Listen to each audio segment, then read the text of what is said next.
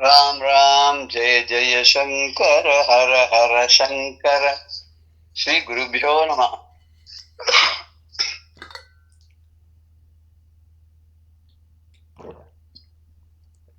திருவருட்பால ஒரு பாடல் வள்ளலார் ராமலிங்க சுவாமிகள் சொல்ற, நீண்ட திருமேனியோடு இருக்கக்கூடிய திருவிக்கிரம அவதாரம் பண்ண அந்த பெருமாள் இருக்காரு, அவரும் சரி, அன்னவாகனத்து மேல ஏறி அவர் ஊரெல்லாம் பறந்து போறாரு அந்த பிரம்மா சத்துர்முகன் இருக்காரு, அவரும் சரி, மற்ற தேவர்களானாலும் சரி, யாரா இருந்தாலுமே அவ்வளவு சுலபமா அவனை தரிசனம் பண்ணவோ உன்னுடைய அருளை பெறவோ முடியாது அப்படின்னு ஒரு எல்லாரும் சொல்றா. அவ்வளவு அரியவன் சொல்றா.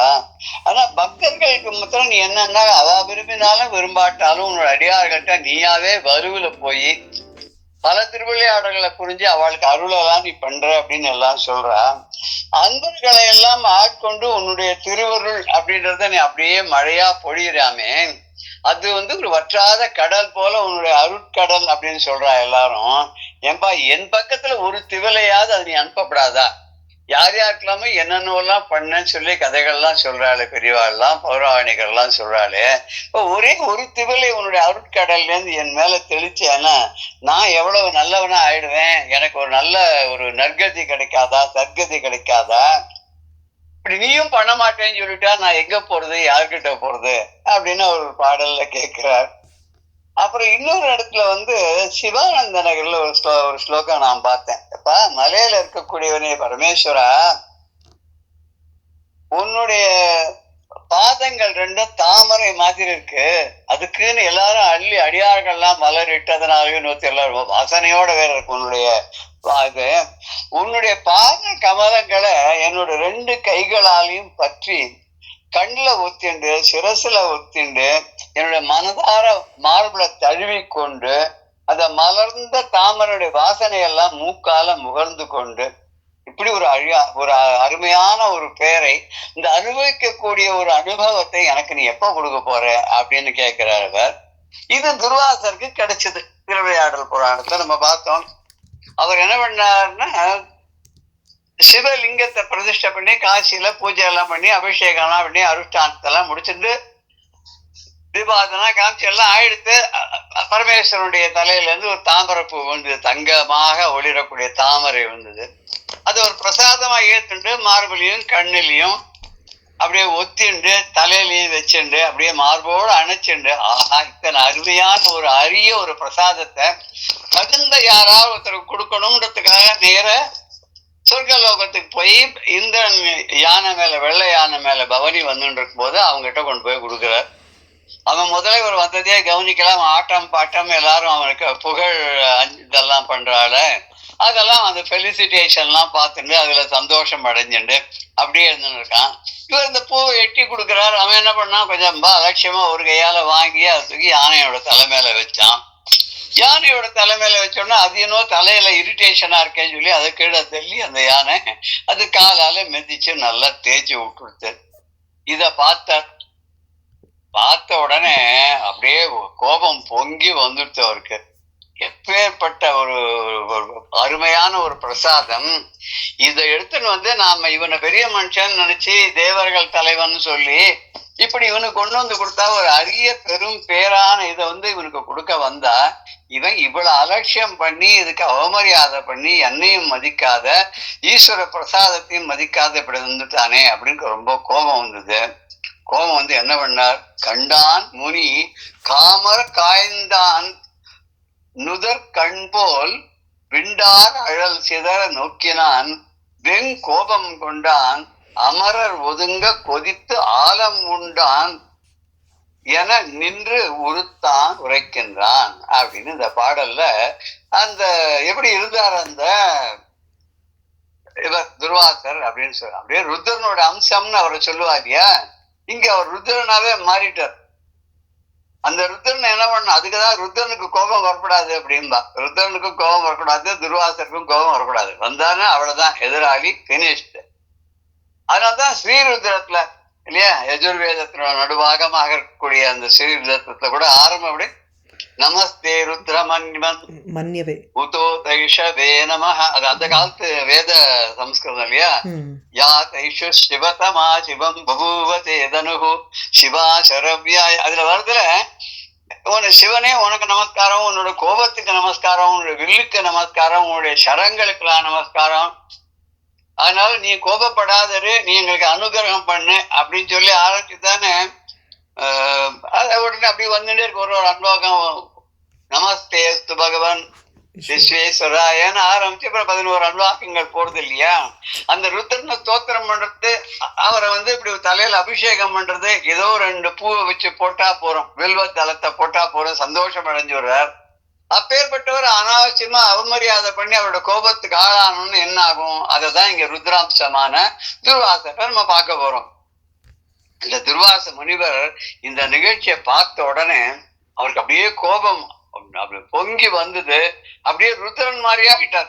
எப்படி இருந்தார் ருத்ரன்னா, மன்மதனை எரிச்சாராம். மன்மதன் எங்கேயோ ஒளிஞ்சிருந்தான், இவரை தபச கெடுக்கிறதுக்காக மலர் அம்ப போட்டான். இவர் டிஸ்டர்ப் ஆயிட்டார், கண்ணை திறந்தார், இந்த கண்ணுல இருந்து தீப்பொறிகள் வந்தது, அப்படியே மன்மதனை சாம்பல் ஆக்கிடுது. அப்படி சிவபெருமானுடைய அப்பேற்பட்ட நெற்றி கண் போல அந்த நெருப்பை அப்படி கக்கக்கூடிய, அப்படி நெருப்பு அப்படி செதறி வெளியில வர மாதிரி தன்னுடைய கண்களால இந்திரனை நோக்கி அப்படி பார்த்தாராம். இந்திரன் ஒரு பார்வை பார்த்தார், ரொம்ப கோபத்தோட. கோபம்னா அளவற்ற கோபத்தால, முனிவர்களுக்கெல்லாம் கோபம் வந்தா அதனால வரக்கூடிய அந்த வெடிப்பு, அந்த சாபம் இருக்க, அதுல தப்பவே முடியாது. எதுக்கு வேணாலும் தப்பலாம். அவருடைய கண் பார்வையிலிருந்து, அந்த கோபத்திலிருந்து தப்பவே முடியாது. அந்த கோபத்தை பார்த்து அந்த கண்ல இருந்து வரக்கூடிய அந்த ஒரு ஒளி, பயங்கரமான சூடாக இருக்கக்கூடிய நெருப்பு போல இருக்கக்கூடிய இந்த ஒளியை பார்த்த உடனே அந்த இந்திரனோட கூட வந்திருந்த தேவர்கள்லாம் வெகுண்டு என்ன பண்றதுன்னு தெரியாத இங்கேயும் அங்கேயும் ஓட ஆரம்பிச்சாலாம். சில சமயம் பெரிய கூட்டமா இருக்கும், வேணும்னே சில விஷமிகள் என்ன பண்ணுவா, அதாவது கூட்டத்துல பாம்பு வந்திருக்குமா, அவ்வளவுதான் அவன் அடிச்சு பிடிச்சு அங்கேயும் இங்கேயும் ஓடுறது, ஒத்த மேல ஒத்த விழுந்து ஒரே ரகலை. இதை பார்த்து என்ஜாய் பண்றது அவங்களுக்கு ஒரு சந்தோஷம். அது இல்லைன்னா ஏதாவது ஒரு பட்டாசு வெடிச்சு விடுது நட்டனோட கும்பல்ல, அப்படி வெடிச்சா எல்லாரும் பயந்து போய் இன்னும் பாம்பு வெடிச்சுட்டேன்னு ஓடுவா இல்லையா? அது மாதிரி இந்த தேவர்கள்லாம் இந்த துர்வாச முனிவருடைய கோபத்தை பார்த்து நடுங்கி பயந்து அங்கேயும் இங்கேயும் ஓட ஆரம்பிச்சா. அஞ்சு ஓடுறத பார்த்து இந்திரனுக்கு ஒன்னும் புரியல, என்ன ஆச்சு ஏதாச்சுன்னு பாக்கலாம். அந்த சமயத்துல துர்வாச முனிவர் அந்த இந்திரனை பார்த்து சொல்ல போறார். என்ன சொல்றாரு அப்படின்றது அடுத்த பாடல பார்ப்போம். இதுல பதம் பதமா பார்க்கலாம். கண்டான் யாரு? அந்த துர்வாச முனிவன் இதை பார்த்தான்.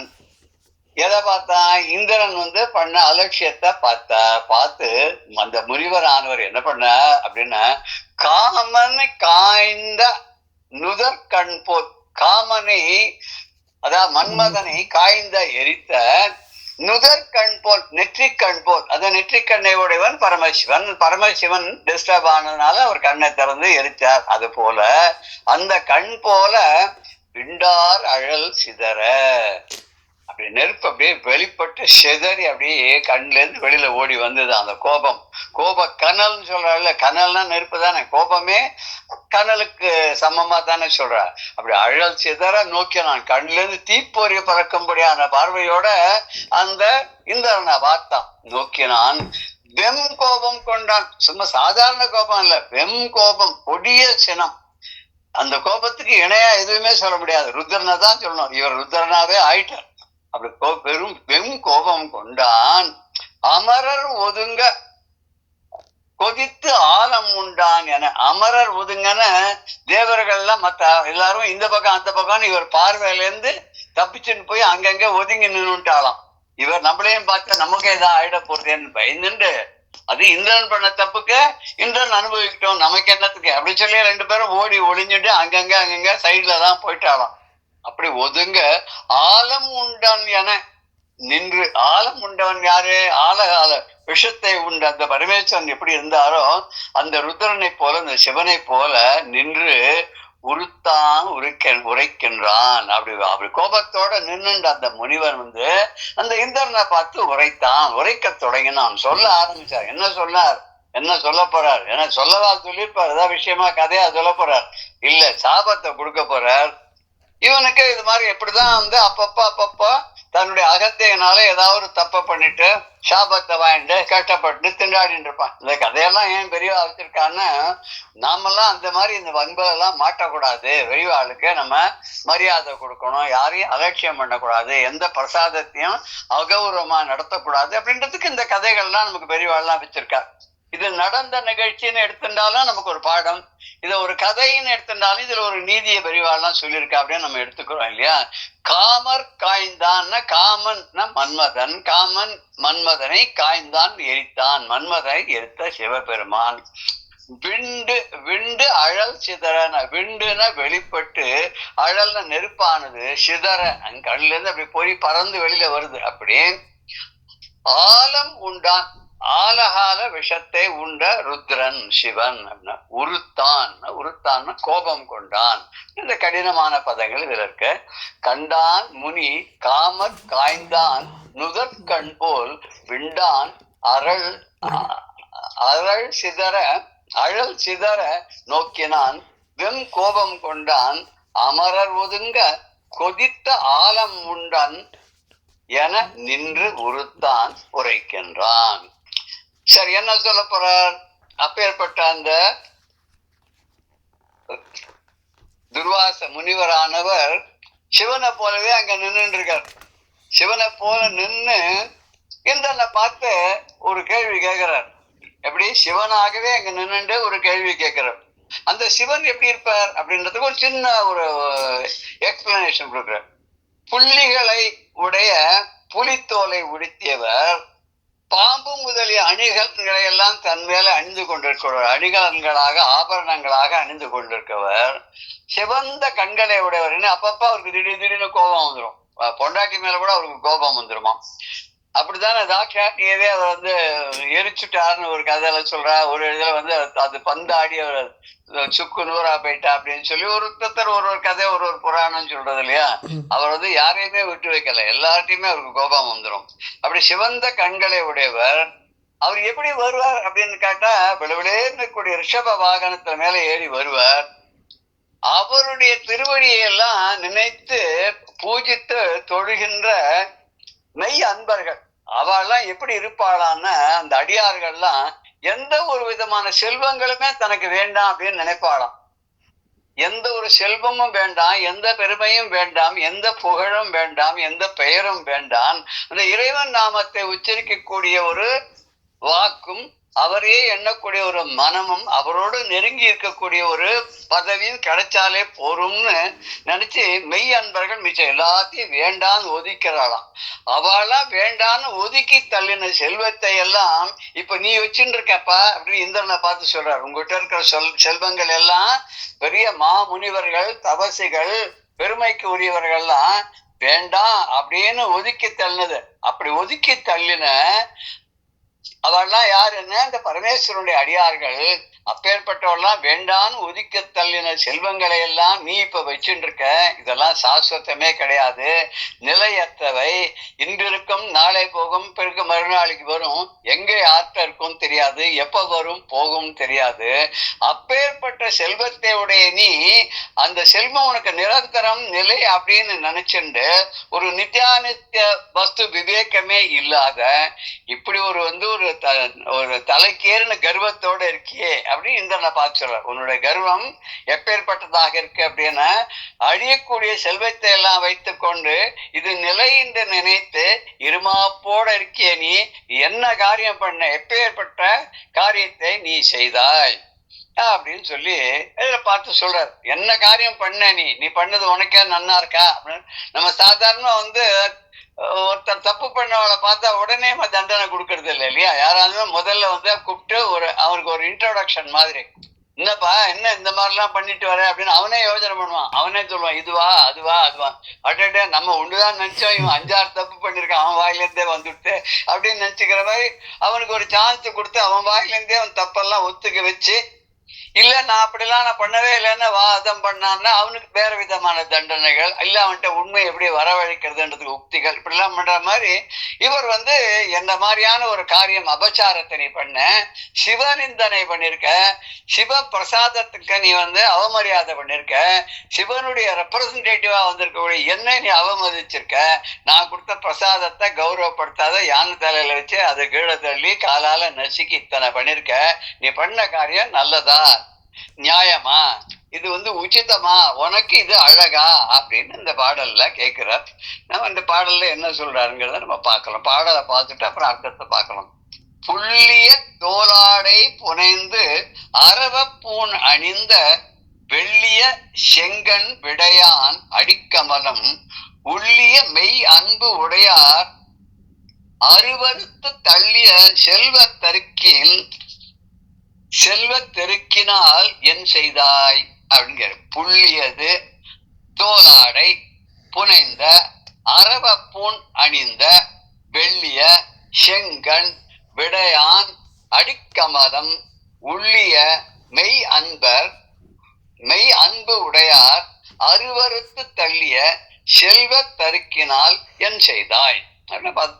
பதம் புள்ளிகளை உடைய தோளாடை புனைந்தான். தோளாடை புலித்தோலை, பொன்னார் மேனியனே புலித்தோலை அரை கசைத்து மின்னார் செஞ்சடை மேல் மிளிர்கொன்றை அணிந்தவனே, மண்ணே மாமணியே மழபாடிகள் மாணிக்கமே, அன்னே உனையல்லால் இனியாரை நினைக்கேனே. தேவாரம். பொன் ஆர் மேனியனே, பொன் பூவை போல பளபளன்னு கூடிய தங்கமா ஜொலிக்கக்கூடிய மேனியுடையவன். அதுல புலித்தோலை அரை கசைத்து, புள்ளிகளோடு கூடிய புலித்தோலை. அதுல ரெண்டு விதம் இருக்கு புலியிலேயே. ஒண்ணு வரி வரியா இருக்கும், இன்னொன்னு புள்ளி புள்ளியா இருக்கும். ரெண்டு வித்தியாசம் இல்ல. சிறுத்தைன்னு ஒண்ணு, புலின்னு ஒண்ணு நினைக்கிறேன். இந்த வியாக்கிர பாத்திரன்னு கூட நம்ம பாக்குறோம் இல்லையா, வியாக்கிரம். இதுல இந்த புலித்தோல், அதுல புலித்தோல்ல ஒரு விதமான புலிக்கு புள்ளிகள் இருக்கும் உடம்புல, இன்னொரு விதமான புலிக்கு வரிகள் இருக்கும் அப்படின்னு சொல்ற. இவர் புலித்தோலைன்னு இவர் கட்டின்னு இருக்கிற ஆடை, தோல் ஆடை இருக்க, அது என்ன இருக்கு அப்படின்னா புள்ளிகள் எல்லாம் இருக்கு. அது மாத்திரம் இல்ல, அரவ பூண் அணிந்த. அரவம்னா பாம்பு, தமிழ்ல அரவம்னா பாம்பு. அப்புறம் அரவம்னா சத்தத்துக்கு கூட சொல்றது உண்டு, சப்தம் ஓசை, அது கூட அரவம் அப்படின்னு சொல்றது உண்டு. இதே வார்த்தை தெலுங்கு அரவம் அப்படின்னாக்கா லாங்குவேஜ். அரவம்னா தமிழுக்கு அவ அரவம்னு சொல்லுவா. அறவாடு அப்படின்னு தமிழ்காரன், இவர் தமிழ்காரர். அறவாடு, வாடு மனவாடு, இவாள்லாம் நம்மளவா, அவள்லாம் தமிழ்நாட்டை சேர்ந்தவா, அரவம் அப்படின்னு. அது இன்னும் கூட ஒரு மாதிரியாலாம் சொல்லுவா. தெலுங்குதான் ரொம்ப வித்தியாசமா, தெலுங்கு தேட்டாமா, தெலுங்கு தேன் மாதிரியாம். உடனே கன்னடக்காரா சொல்லுவா, நாங்க என்ன தலைச்சவாளா, கன்னட கஸ்தூரி அப்படின்பா. அவன் தமிழ்காரனை பார்த்து இவங்க ரெண்டு பேரும் சேர்ந்து அரவம் அத்வானம்மா. அத்வானம்னா ஒரு எல்லைன்னு சொல்றது உண்டு, பெரிய பெருசுன்னு சொல்ற ஒரு அர்த்தம் உண்டு அத்வானம்னா. இன்னொன்னு தொல்லை அப்படின்றதுக்கு அத்வானம். அரவம் அத்வானம்னா தமிழ் தொல்லை தரக்கூடியது. தமிழ்நாட்டுக்காரெல்லாம் தொல்லை பண்றான்னு மாதிரி ஆயிடும். அப்படி எடுத்துக்கலாம். நம்ம எப்படி இருக்குன்னா தமிழ் பெருசு அப்படின்னு எடுத்துக்கலாம். அரவம் பெருசு அப்படின்ட்டு. அது நிஜமா பாம்பு அரவமும் பெருசு தானே. அப்படி அரவ பூண் அணிந்த பாம்பையை அணிகலன்களாக கொண்டவர் வெள்ளிய செங்கண் விடையான். வெள்ளிய விளவிலே நிற்கக்கூடியது செங்கண், செம்மையான சிவந்த கண்களை, சிவனை போலவே அதனுடைய கண்களும் சிவப்பா இருக்கு. அப்படிப்பட்ட விடைன்னு ரெண்டு மூணு அர்த்தம் தமிழோட. விடை அப்படின்னா ஆன்சர், பொருள் அப்படின்ட்டு விடை அப்படின்னு சொல்றது. விடை அப்படின்னா ரிஷபத்துக்கும் விடை அப்படின்னு தான் பேரு. இந்த ரிஷபம் சிவந்த கண்களை உடையதா இருக்கு. என்னமா விடை இதுல வரும், இந்த கோளறு பதிகத்துல வரும் விடமேறி. ஆமா, விடையோரியோ தூவெண் மதிசூடி இல்லையா, தோடுடைய செடியன் விடையேறி ஓ தூவெண் மதிசூடின்னு முதல் பாடல் இல்லையா, ஞானசம்பந்தருடைய முதல் பாடல். கோளறு பதிகத்திலே வருது. விடையான் அப்படின்னா எருதை உடையவன், விடையேறி எருதின் மேல் ஏறிக்கொண்டு விளையாடக்கூடிய ரிஷப வாகனம். அதனுடைய கண்கள்லாம் ருத்ரனை போல அதுவும் செவந்து இருக்கு.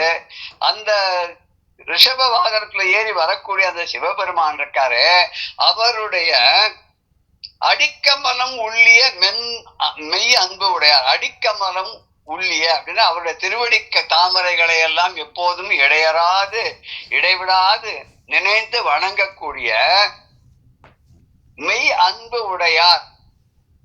மெய் அன்பு உடையார், உண்மையான பக்தியை செலுத்தக்கூடிய அடியார்கள் இருக்காளே, அவள்லாம் அருவருத்து தள்ளிய வேண்டான்னு ஒதுக்கின செல்வம். இந்த செல்வங்கள் எல்லாம் பொருள் எல்லாம் நிரந்தரம் இல்லை. பொருள் முடிக்கும் செல்வம் எப்படி ஒரு அபிராமிந்தார் ஒரு பாட்டு.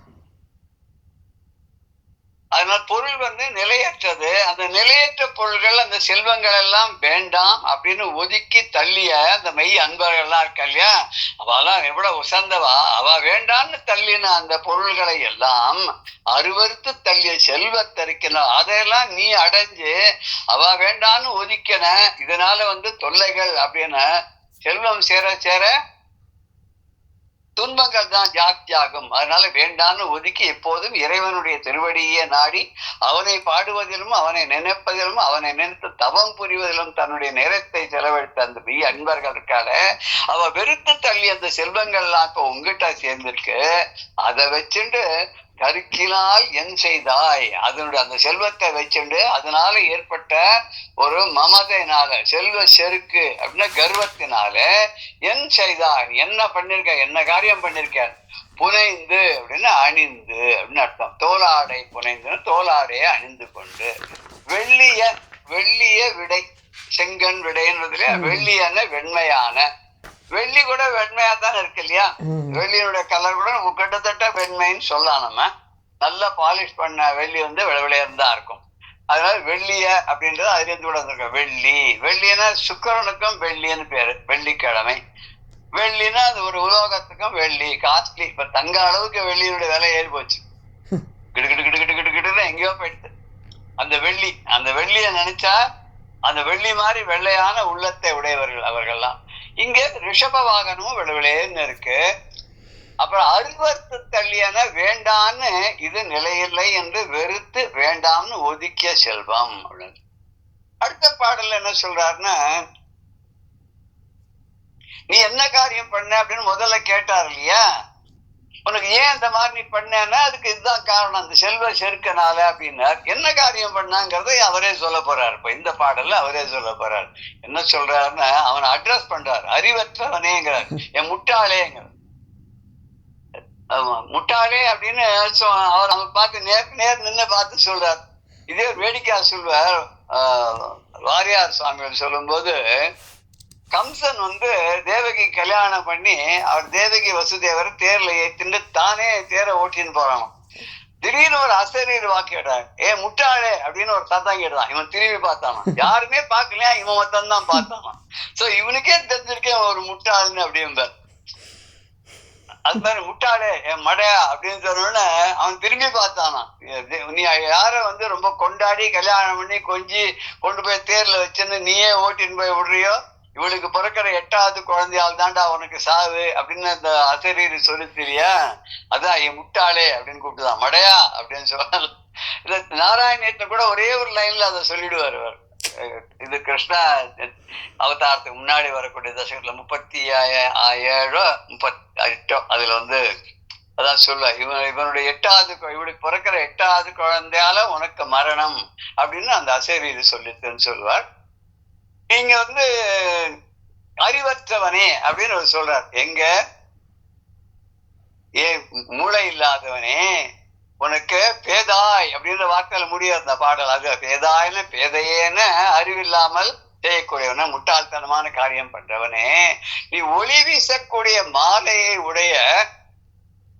அவவா படப்படன்னு மாலை எல்லாம் போட்டுருக்கா, தேவர்கள் மாலை போட்டு இருந்தான்னா அந்த மாலையெல்லாம் வாடவே வாடாதான். தேவர்களுக்கு கழுத்து இருக்கிற மாலை வாடாது, அவருடைய கண்ணு எமைக்காது, பூமியில பாடம் படாது, இப்படிலாம் தேவர்களுக்கு ஒரு பெரிய ஸ்பெஷாலிட்டி எல்லாம் சொல்லுவான்.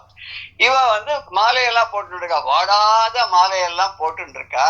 யாரு தேவர்கள்லாம் அவெல்லாம் தலையில படப்படான்னு இருக்கக்கூடிய மகுடத்தை எல்லாம் அணிந்து கொண்டு இருக்கிறார்கள். அவளுக்கு அடையாளம், தேவர்களுக்கு என்ன வானவர்களுக்கு அடையாளம் அவ படப்படான்னு இருக்கக்கூடிய மாலையும் போட்டு தலையில மகுடத்தையும் வைத்துக்கணும், கிரீடத்தையும் வச்சுருக்காளாம். அப்பேற்பட்ட தேவர்கள்லாம் என்ன பண்றானா, உனக்கு 2 பக்கத்துலயும் வரிசையா நின்னுண்டு அவவா சக்திக்கு தகுந்த மாதிரியாக கையுறை, அதாவது உனக்கு கிஃப்ட் பரிசு பொருள்களை எல்லாம் உனக்கு கொடுக்குறா. அதெல்லாம் நீ ரொம்ப மதிச்சு அதை ரொம்ப ஒரு பெரிய பெருமையோட அதை வாங்கிட்டு அவள்கிட்ட கை குலுக்கி எல்லாம் பண்ணி அதை வாங்கி வச்சுட்ட. ஆனா என்னுடைய சிவபெருமான் இருக்காரு, அவர் பிறை அணிந்த பெருமானாக இருக்கிறார். அவருடைய திருமுடி மேல இருந்து அவர் அணிந்து கொண்டிருந்து அவர் எனக்கு கொடுத்த இந்த மகரந்த தூள்கள்லாம் நிறைந்த அந்த தாமரை மலர் இருக்கு, இது ரொம்ப புனிதமானது, புனிதமானது மக்கள்ல அருமையானது, கிடைத்தற்கு அரியது. அப்பேற்பட்ட சிவ பிரசாதத்தை என்ன பண்ணாக்க மதிக்காம அத அப்படியே ரொம்ப அலட்சியமா எங்கிட்டே இருந்து வாங்கி யானையோட தலை மேல வச்ச. அந்த யானை தலைமையில வச்சதுனால என்னாச்சு, அது ஏதோ கோபம் கொண்டு, அதுக்கு ஏற்கனவே இரிட்டேஷன் கோபம், அந்த கோபத்தோட இதை வேற தலையில வச்ச உடனே அது என்னவோ தலையில உறுத்துறதுன்னு சொல்லிட்டு அது கீழே தள்ளி அதை காலால மிதிச்சு தேய்ச்சுது. இப்பேற்பட்ட ஒரு தவறான ஒரு காரியத்தை செய்த மடையா முட்டாளே அப்படின்னு சொல்லி அவர் சொல்றாரு. கதித்தார் முடி அமரர் கையுறையே நன்கு மதித்தாய் எம் ஈசன் மதி முடிமேல் சாத்தும் பொதித்தாது அவள் மலரை போற்றாது வாங்கி மதித்து ஆனை சிந்த அதன் மேல் வைத்தாய் எதாய். கதித்து ஆர் முடிய அமரர் கை உரையே நன்கு மதித்தாய் எம் ஈசன் மதி முடிமேல் சாத்தும் பொதித்தாது அவள் மலரை போற்றாது வாங்கி மதித்தானை மதித்து ஆனை சிந்த அதன் மேல் வைத்தாய் பேதாய்.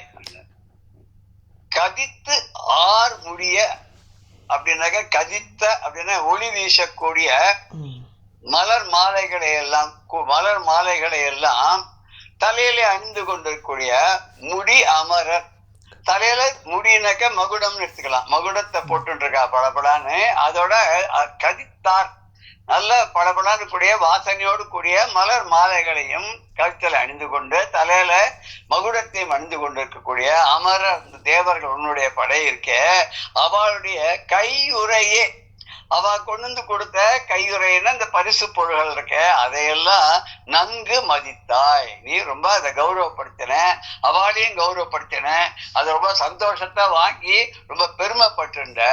ஆனா எம் ஈசன், என்னுடைய ஈசனாக எனது தலைவனாக இருக்கக்கூடிய பெருமானான இருக்கக்கூடிய அந்த பரமேஸ்வரன் இருக்காரு, அவருடைய மதி முடிமேல் சாத்து, மதின இளம் பிறை சந்திரனை தலையில சூடி கொண்டிருக்கூடிய முடிமேல் சாத்தும், அப்பேற்பட ஜடா முடியின் மேலே சாத்தி இருக்கக்கூடிய அந்த தலை முடியின் மேல் வைத்திருந்த பொதித்தாது அவள் மலரை, பொதித்தாது அவள் மலரை அப்படின்னா மகரந்த தூள்கள்லாம் நிறைந்த அந்த அப்படி விரியும் போது அதுல இருந்து மகரந்தனா வெளியில கொட்டுறதான் தாது அப்படின்னு சொன்னா தூள்கள் அப்படி அந்த மகரந்த தூள்கள் அதெல்லாம் அப்படி கொட்டக்கூடிய அப்படி அவள் மலரைன்னா மலரக்கூடிய தாமரை, அப்படி தாமரை மலரும் போது அது இருக்கக்கூடிய தாதுக்கள்லாம் அந்த மகரந்த பொடிகள்லாம் வெளியில சிந்தும்படியா அவ்வளவு ஃப்ரெஷ்ஷா இருக்கான். அப்படிப்பட்ட மதித்து போற்றாது, அதை மதித்து வாங்கி போற்றாமல் நீ என்ன பண்ண, யானை யானை தலையில வச்சு அது கீழே தள்ளி அது மிதிக்கும் வண்ணமாக நீ அதன் மேல் தலை மேல வச்சாய். நீ யானை தலை மேல வச்ச, அது அதை மதிக்காம கீழே தள்ளி காலால தேய்ச்சி நசுக்கி அதை சின்ன பின்னமா ஆக்கிட்டு, மடையா இப்படிப்பட்ட ஒரு காரியத்தை நீ பண்ணினியன்னு. கதிர்னா சூரியனுக்கு கதிர்னு ஒரு பேரு, நெல் கதிர் அப்படின்னு சொல்லுவான், நெல் விளைஞ்சு அது இப்படி வருது இல்லையா, அதுக்கு பேர் கதிர்ன்னு சொல்லுவா. இங்க கதிர்னா ஒளி, கதிர்மதியம் போல் முகத்தான் அப்படின்னு சொல்லலையா, நாராயணனே நமக்கே வரை தருவான்ல வருது இல்லையா ஆண்டாள் திருப்பாவல, கதிர்மதியம் போல் முகத்தான். கதிர் அப்படின்னா சூரியன் போல், மதினா சந்திரன் போல், அப்படி சூரியனை போல் பிரகாசமும் சந்திரனை போல் குளிர்ச்சியும் உடையாது. இங்க ஒளின்னு அர்த்தம், கதிர்னா ஒளின்னு அர்த்தம். அமரர்னா தேவர், பொதித்தாது, பொதி தாது, தாது பொதிந்தன நிறைந்த, தாதுக்கள்னா மகரந்தங்கள் நிறைந்த. பேதாய் அப்படி கூட, பேதாய்னு அறிவற்றவரேன்னு அர்த்தம். நிறைய பாடல்கள்ல கூட வரும், நான் ஒரு பேதை அப்படின்னா ரொம்ப எளியவன் அப்படின்னு தன்னை தாழ்த்தி சில கவிகள்லாம் சொல்லும் போது, நான் ஒரு பேதை, எனக்கு ஒண்ணுமே தெரியாது, நான் தெரிஞ்சோ தெரியாமலோ பண்ண தப்புக்கெல்லாம் நீ மன்னிச்சிருப்பா அப்படின்னு சொல்லும் போது பேதை அப்படின்னு சொல்லுவார். நின்னடி மறவாத பேதை எனக்கு, நின் நாமம் கேட்டாலும் தீராத போதை அப்படின்னு ஒருத்தர் பாட்டு எழுதியிருக்கார். அதாவது எனக்கு உன்னோட பேரை கேட்டாலே எனக்கு ரொம்ப சந்தோஷம். நின்னடி மறவாத பேதை, உன்னுடைய பாதங்களை எல்லாம் மறவாத, திருவடியை வணங்குவதற்கு மறவாத பேதை, நான் எளியவன். பேதை எனக்கு வேற எதுவுமே தெரியாது, எனக்கு அறிவெல்லாம் கிடையாது, ஏதோ உன்னோட பாதத்தை மாத்திரம் வணங்கிட்டு இருப்பேன். நின் நாமம் கேட்டாலோ தீராத போதை, உன்னுடைய பேரை கேட்டுட்டானாலே எனக்கு அது அப்படியே போதை தலைக்கு ஏறி போயிடும். தன்னடி சேர்த்தார்க்கு தெளிவான பாதை, உன்னோட பாத கமலங்களை அடைந்தவர்களுக்கு ஒரு தெளிவான ஒரு பாதை, ஒரு வழியை, நல்ல வழியை காமிச்சது. தரணியிலே நீ பரிவோடு நீ தந்த கீதை, நீ தரணியிலே இந்த பூலோகத்துல ஒரு பரிவோடு மக்களுக்கு நீ எல்லாரும் உய்யும் வண்ணம் கொடுத்தது ஸ்ரீமத் பகவத்கீதைன்னு கிருஷ்ணனை பத்தி ஒரு பாடல்ல இது ஆரம்பத்துல வருது. இந்த பாடல் வருது. இதுல கதிர், அப்புறம் பேதாய், இதெல்லாம் பார்த்தோம். நம்ம கடினமான பொருள்கள் எல்லாம் நம்ம பார்த்துட்டோம். இப்ப அடுத்த பாடலுக்கு நம்ம போறோம். என்ன சொல்ற இந்த பாடல்ல, நான் கொடுத்த புஷ்பம் இருக்கே அது ரொம்ப மதிப்புக்கு அப்பாற்பட்டது. யாருடைய பூ அப்படின்னு சொன்னா, சிவபெருமானுடைய தலையிலேருந்து கொண்டு வந்த அந்த பூ. இன்னைக்கு நான் உனக்கு ஒரு விஷயம் சொல்றேன் கேளுப்பா. வண்டுகள்லாம் கிளறக்கூடிய குளிர்ந்த ஒரு வாசனையோடு கூடிய துளப மாலைன்னா, துளபம்னா துளசி, இந்த துளசி மாலையை அணிந்து கொண்டிருக்கக்கூடிய திருமால் இருக்காரு, அவருடைய பெருமை. அவர் இன்னைக்கு இவ்வளவு பெரிய ஒரு போஸ்ட்ல இருக்கார் அப்படின்னு சொன்னா, காப்பாற்ற உலகம் முழுக்கத்தையும் காப்பாற்றக்கூடிய ஒரு பெருமை வாய்ந்த ஒரு ஸ்தானத்தில் அவர் இருக்கார் அப்படிங்கிறதும், தாமரை மலர்ல இருக்கக்கூடிய அமர்ந்து கொண்டு வேதத்தை 4 முகத்தாலும் ஓதக்கூடிய அந்த பிரம்மன் இருக்காரு, அவருடைய ஒரு செழிப்பும், அவருடைய ஒரு பெருமையும் ஒரு சந்தோஷமும், தேவர்கள் எல்லோரும் என்றென்றும் வணங்கி தொழக்கூடிய ஒரு நிலையில் இருக்கக்கூடிய இந்திர பதவியை வைக்கக்கூடிய உன்னுடைய பெருமையும். எதனால தெரியுமா? இதெல்லாம் நீ தெரிஞ்சுக்கல, இப்ப சொல்றேன் கேளு. நஞ்சனை உண்ட சிவபெருமானை வணங்கியால் கிடைத்த பேரு. அவ என்ன பண்ணா, பரமேஸ்வரன் ஜோதி ஸ்வரூபமா நின்ன போது அவருடைய தலையையும் பாதத்தையும் கண்டு அறிய முடியாமல் அவளுக்கு சிவபெருமான் கருணையோடு கொடுத்த பதவி, பெருமை, இதெல்லாம் தான் அவ இன்னைக்கு ஓஹோன்னு இருக்கிறது. அதே மாதிரிதான் சிவபெருமானுடைய அருளால கிடைச்சதுதான் உன்னுடைய செல்வமும், உன்னுடைய பதவியும், நீ இருக்கக்கூடிய தேவலோகமும், உன்னுடைய பட்டம் எல்லாமே. அப்படி இருக்கிறது அந்த சிவபெருமானை வணங்கியதால, நீ எப்பவோ வணங்கியிருக்க, அதனால்தான் இல்ல அவரை எப்போதும் நினைத்து கொண்டிருப்பவர்கள், அதனால்தான் அவளுக்கு இந்த பெருமையெல்லாம் கிடைச்சது அப்படிங்கிறத நீ உணர, நீ மதிக்கல. இன்னைக்கு நீ ஓன்னு இருக்கிறது யாரு? சிவபெருமானுடைய அருளால. அத நீ மறந்துட்ட. இத மறந்து போய் நீ இன்னைக்கு ரொம்ப செல்வ செருக்கோட, இருமாப்போட, இதெல்லாம் நிலையானது அப்படின்னு நினைச்சிட்டு நீ அவமரியாதை பண்ணிட்ட அப்படின்னு பாட சொல்லு. பண்டு உளரும் தன் துழாய் மாயோன் இருமாப்பும், புண்டரீக போது உரையும் புத்தேள் இருமாப்பும், அண்டர் தொழ வாழும் நின் இருமாப்பும், மா ஆலம் உண்டவனை பூஷித்த பேரென்று உணர்ந்தலையால். பண்டு உளரும் தன் துழாய் மாயோன் இருமாப்பும், புண்டரீக போது உரையும் புத்தேள் இருமாப்பும், அண்டர் தொழ வாழும் நின் இருமாப்பும், மால் ஆலம் உண்டவனை பூஷித்த பேரென்று உணர்ந்திலையால். இந்த வண்டுகள்லாம் அப்படியே மொச்சு அதுல இருக்கக்கூடிய தேனை உண்ணணும் அப்படின்னு சொல்லி அந்த வண்டு கிளறுமா. அபிராமி பட்டர் கூட சொல்வார், வண்டு கிளறி அப்படிம்பார். அவர் போட்டு அம்பாள் போட்டிருக்க மாலையெல்லாம் ஃப்ரெஷ்ஷா இருக்கு, அது இருக்கக்கூடிய பூவில் இருக்கக்கூடிய அந்த தேனை பருகத்துக்காக வண்டுகள் கிளறதான் அப்படியே. வண்டு கிண்டி அப்படிம்பார். வண்டு கிண்டின்னா அது என்ன, ஒரு புது வார்த்தை யூஸ் பண்ணிப்பார். இந்த வண்டெல்லாம் கிளறி இந்த தேனை உள்ள இருந்து சாப்பிடறதுக்காக முயற்சி பண்ற மாதிரி இங்கேயும் அந்த மகாவிஷ்ணுவானவர் திருமாலானவர் கழுத்துல ஃப்ரெஷ்ஷா இருக்கக்கூடிய துளசி மாலை போட்டு இருக்கார். அந்த துளசி தளம் ஒன்னொன்னு நடுவில் சின்னதா ஒரு ஒரு பூ மாதிரி பூத்துருக்கு. அதுல தேன் இருக்கான்னு பார்த்து வண்டுகள்லாம் அதை கிளறி அந்த குளிர்ந்த அந்த துளசி மாலை மேல உட்கார்ந்துட்டு வண்டு கிளறதான் கிளறி அதுக்குள்ள தேன் இருக்கான்னு பாக்குறதான். அப்பேற்பட்ட திருமாலுடைய பெருமை மிக்க எல்லோரும் புகழத்தக்க இப்பேற்பட்ட ஒரு பதவியில் இருக்காரு. அதுவும் தாமரை மலரில் இருக்கக்கூடிய, தாமரை மலர்ல 2 பேர் இருப்பா இல்லையா, ஒருத்தர் பிரம்மா, இன்னொருத்தர் லக்ஷ்மி. 2 பேரும் தாமரை. அவ இருக்கக்கூடிய சிவந்த செந்தாமரை மீது இருப்பார். ஆனா வாணி, கலைவாணி ஆகிய சரஸ்வதி வெள்ளை தாமரையில் இருப்பாள் இல்லையா, வெண்தாமரை, வெண்மையான தாமரை மீது அவள் அமர்ந்திருப்பாள். அதனால்தான் அம்பாளுக்கு கூட, பார்வதி தேவிக்கு கூட கமலாசனி அப்படின்லாம் சொல்றா. எல்லாருமே லலிதா சஹஸ்ரநாமத்துல இருக்கு, அபிராமி பட்டர், அபிராமி அந்தாதிலேயே இருக்கு. செந்தாமரையில அமர்ந்து இருக்கக்கூடியவள் அப்படின்னு சொல்லிட்டு அவரும் சொல்றாரு மாதிரி. இங்க தாமரை மலருக்கு சாதாரண சொல்றேன்னா லக்ஷ்மியை சொல்வா, இல்லைன்னா தாமரை மலர்ல இருக்கக்கூடியவர்னா மலர்மிசை ஏகினான் மானடி சேர்ந்தார் கல்லால் நிலமிசை மலர்மிசை ஏகினான் மானடி சேர்ந்தார் நிலமிசை நீடு வாழ்வார்.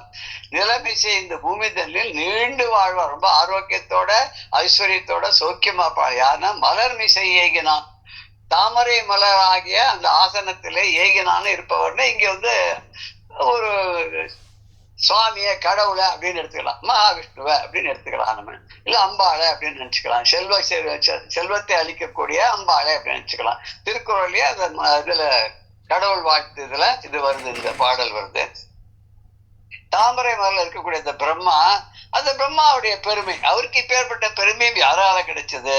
சரி, தேவர்கள்லாம் வாழக்கூடிய அந்த தேவலோகத்திலே நீ அரசனாக தலைவனாக இருந்து கொண்டு அத்தனை பேரும் உன்னை போற்றும் வண்ணமாக நிற்கே, உன்னுடைய பெருமை இது எல்லாம் யாரால கிடைச்சதுப்பா? அது உனக்கு தெரியலையே, உனக்கு ஞாபகத்திலேயே இல்லையே. இத்தனையும் தேவர்கள் வணங்கக்கூடிய இத்தனைப்பட்ட பெருமையும் உனக்கு கிடைச்சதுக்கு முக்கியமான காரணம் என்னன்னா, ஆலகாலம் உண்டு.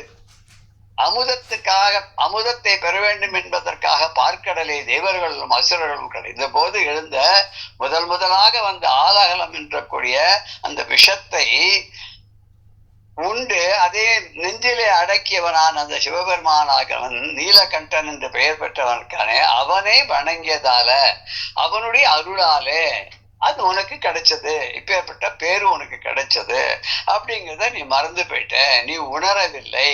உணர்ந்திருந்தால் நீ இந்த விதமான ஒரு அவமரியாதையை செய்திருக்க மாட்டாய் அப்படின்னு இந்த பாடல் சார். வண்டு உளரும் தன் துழாய் மாயோன், வண்டு உளரும், வண்டுகள் எல்லாம் கிளறக்கூடிய தன் துழாய் குளுமையான துளசியை மாலையாக போட்டு கொண்டிருக்கூடிய மாயோன், மாயம் செய்யக்கூடியவன், மாயவன், தூயவன் சொல்லல, மாயவன், மாயனே மண்ணு வடமதுரை மைந்தனை அப்படின்னு ஆண்டாள் பாடுறாள். அந்த மாயன் திருமால் கண்ணன், அவனுடைய இருமாப்பன் சாதாரண இருமாப்புன்னு சொன்னா ஒரு அகம்பாவம் நடக்கலாம். ஆனா இந்த இடத்துல இருமாப்புன்னு இந்த பெருமை, யாருக்கும் கிடைக்காத ஒரு தனக்கு கிடைச்சதுன்னா அது ஒரு பெருமைப்பட்டுக் கொள்கிறார்கள்.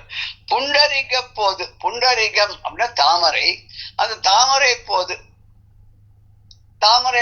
தாமரை மலர், போதுன்னா மலர், அது உரையும் அதிலே அமர்ந்து இருக்கக்கூடிய தாமரை மலர்ல வீற்றிருக்கக்கூடிய புத்தேள் அப்படின்னா அதுக்கு பிரம்மாவுக்கு பேர் புத்தேள். அது என்ன நான்முகன் அப்படின்ற, அது என்ன புத்தேள்னா அது என்ன, எப்படி தமிழ் அர்த்தம் தெரியல, கிராமட்டிக்கலி என்ன மீனம் தெரியல. பட் அது பிரம்மாவை சொல்றது புத்தேள். இந்த இடத்துல பிரம்மாவை தான் சொல்றாரு. அவருடைய இருமாப்பு, அவருடைய பெருமையும் அண்டர் தொழ வாழும் தேவர்கள் எல்லாம் வணங்கி உன்னை பெருமைப்படுத்தக்கூடிய பதவியில் இருந்து கொண்டு வாழுபவனா நீ, உன்னுடைய இருமாப்பும் உன்னுடைய பெருமையும் போற்ற தகுந்த ஒரு பதவியும் எதனால கிடைச்சது? ஆலம் உண்டவனை. மால் ஆலம்னா ரொம்ப ஒரு பயங்கரமான ரொம்ப பெரிய ஒரு விஷம்.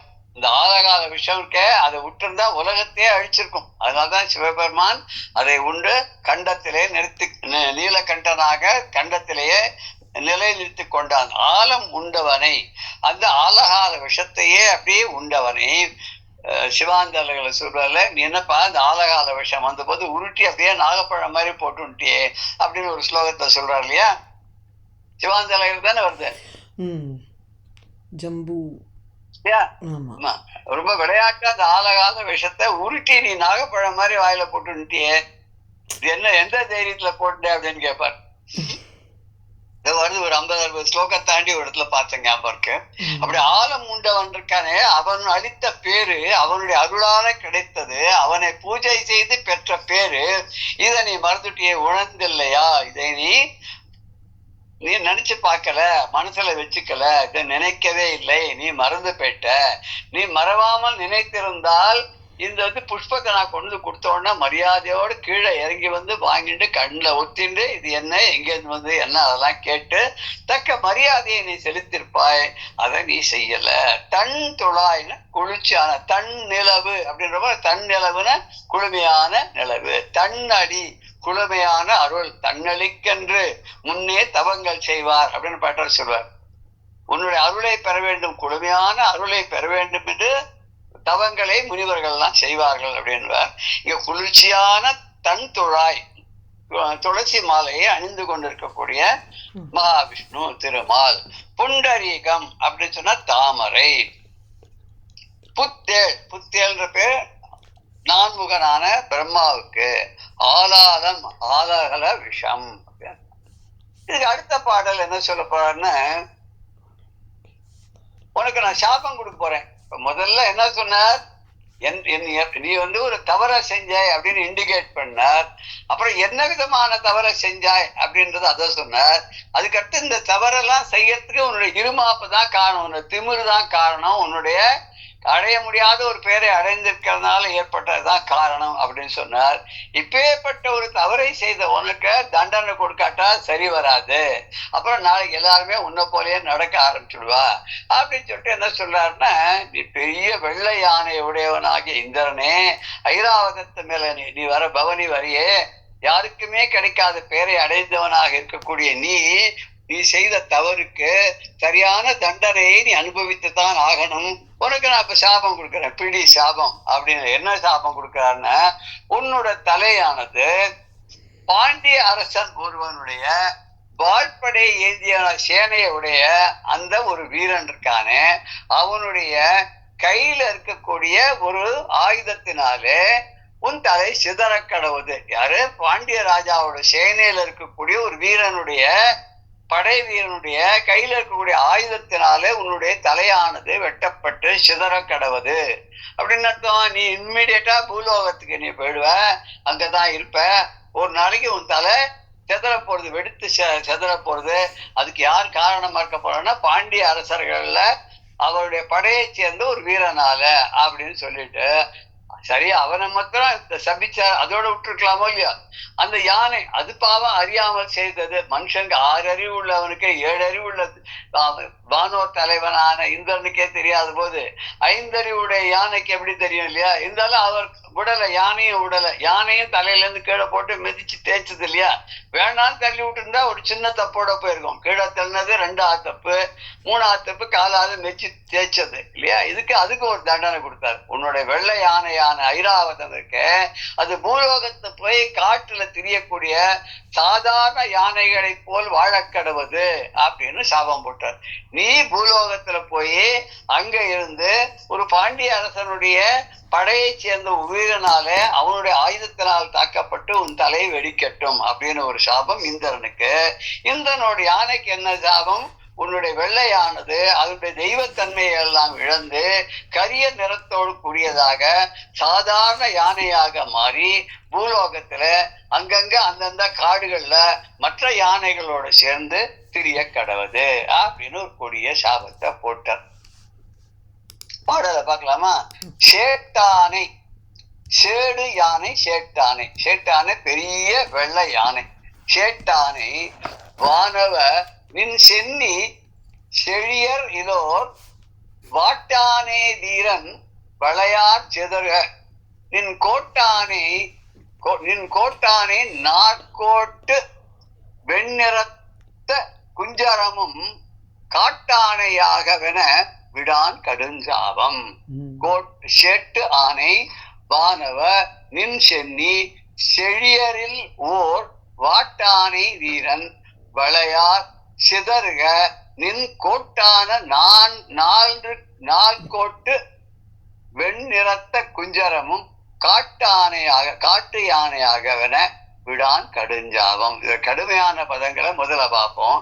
சேடு யானைன்னு பெரிய வெள்ளை யானை, சென்னின தலை, செழியர்ன பாண்டியன், செழியரில் ஓர், செழியர்ன பாண்டிய ராஜா, வளைன சக்கரப்படை, கையில சக்கரை மாதிரி வச்சுன்னு சொல்லிட்டு விடு, சுதர்சன படை மாதிரி, கோடுன வலிமை மிக்க தந்தங்கள் அப்படின்னு எடுத்துக்கலாம். தானம்னா மதம், அப்புறம் குஞ்சரம்னா யானை. விட்டான் சாபம், விட்டான் சாபம், விட்டான் சாபத்தை கொடுத்தான், விட்டான் கடும் சாபம்னா கடுமையான சாபத்தை கொடுத்தார் அப்படின்னா. சேட்டானை பெரிய வெள்ளை யானையை உடைய வானவர் தலைவனாகி இந்திரனே, நின் சென்னி உன்னுடைய தலையானது செழியரில் ஓர் பாண்டிய அரசர்களில் ஒருவருடைய வாட்டானை வீரன், வாள்களை கையிலே கொண்டிருக்கக்கூடிய ஒரு படை வீரனுடைய வளையார் சிதறுக, அவனுடைய கையில் இருக்கக்கூடிய சக்கரத்தினால ஆயுதத்தினால உன் தலை வெடித்து சிதறட்டும். நின் கோட்டான நாட்கோட்டு உன்னுடைய பெருமை மிக்க யானை வாகனமான ஐராவதம் 4 கொம்புகளை உடைய வலிமையான கொம்புகளை உடைய தந்தங்களை உடைய அந்த யானை வெண்ணிறத்து குஞ்சரம், வெண்மையான அந்த ஐராவதம் கூடிய யானையும் காட்டானையாக காடிலே திரிகின்ற யானையாக, சாதாரண யானையாக, கரிய நிறத்து யானையாக ஆக என, அதுவும் அப்படி போய் பூலோகத்துல திரியட்டும் அப்படின்னு கடுஞ்சாபம் விடான், கடுமையான ஒரு சாபத்தை விட்டு விட்டான். அப்படி இந்த பாடல். இதோட இன்னைக்கு நம்ம நிறுத்திப்போம். இதுக்கு அப்புறம் அதுக்கு மேல என்ன நடந்தது, இந்த சாபம்லாம் அப்படியே இருந்ததா இல்ல அதுதான் மாறித்தா, அவர் ஏதாவது முனிவர் ஏதாவது கொஞ்சம் மனசு இறங்கி ஏதாவது மாத்தி ஏதாவது பண்ணா, சில பேர் கடன்னு சொல்லிடுவான். அப்புறம் சாரிப்பா ஏதோ நீ நல்லா இருக்கணும்ன்றதுதான் சொன்னேன், மனசுல வச்சுக்காதெல்லாம் நாமளே கூட சொல்றோம் இல்லையோ, அது மாதிரி இந்த முனிவரும் ஏதாவது பண்ணாரா அப்படின்றத நம்ம அடுத்த பாடல்ல அடுத்த செக்ஷன்ல பார்க்கலாம்.